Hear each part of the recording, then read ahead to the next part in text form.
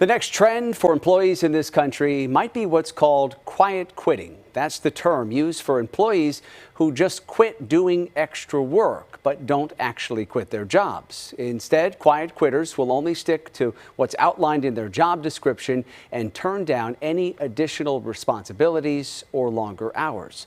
For more on this trend, we're joined now by St. Mary's professor Michal Strahilevitz. Michal, we appreciate you taking the time. You're the director of the Elfenworks Center for Responsible Business and Marketing. Thanks so much for coming on. I'm sure you've probably seen this trend blew up on TikTok, I'm told, right? What do you believe are the key factors prompting so many people to go out of their way to just do the bare minimum at work? So it's a lot of the same stuff that drove the resignation, right? The Great Resignation. After COVID, a lot of people became aware while they were working from home how much they liked having more time. They lost the stress of commuting to work, and that gave them more time for work-life balance and more life in terms of work-life balance.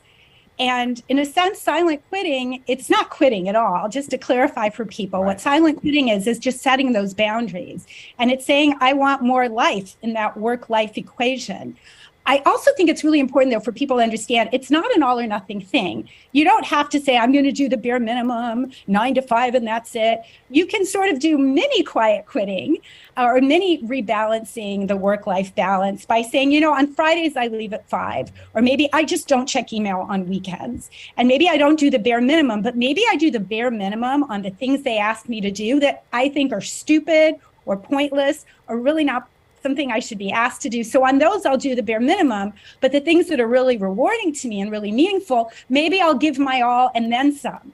And so people do have the choice. Quiet quitting is about 9 to 5 and bare minimum, but I tell people who have been asking me about this, you can decide which aspects of your job you're going to just do the stuff you need to get by. And maybe there's a part of hopefully there's a part of your job that's meaningful and rewarding. And maybe there you'll give more than the bare minimum because you care. And do you think that just setting up a few of those boundaries between your work life and your personal life can go a long way to trying to avoid becoming burned out with your work? Yes.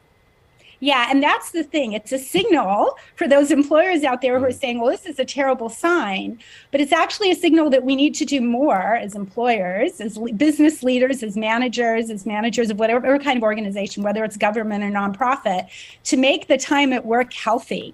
And that doesn't just mean physically healthy, it means emotionally and mentally healthy. And if you're giving people too much stress and not enough appreciation and not enough reward and not enough downtime, then they're going to take things into their own hand and just say, you know, I'm just going to do the bare minimum. Do you think this whole trend of quiet quitting is hitting home with employers in this country? Do you think this is going to lead to more companies sort of being a little bit more introspective and looking at how they treat employees and what they ask them to do? Well, they'll do it because of that. They'll do it because of the Great Resignation as well. Yeah, and it obviously depends on what kind of organization and what kind of employees, because there are areas where there's such a shortage of people who are qualified to do the job that if you don't make it rewarding for them, they can leave and they can go somewhere that will. And so just like it used to be a competitive market, like, oh, how am I going to be the one that's hired because there's so few jobs and so many people looking for them?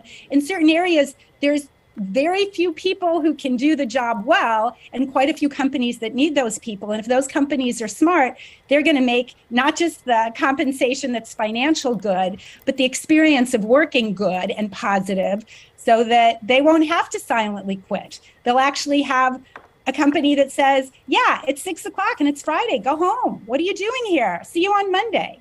Yeah. Or at least appreciates that if they leave at 5 p.m. on a Friday because they want to get home for some event, that they're not going to get some sort of guilt trip.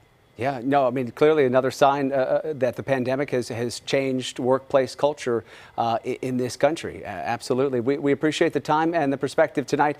Michal Strahilevitz from St. Mary's, the director of the Elfenworks Center for Responsible Business and Marketing. Thanks for coming on. Thank you. Take care.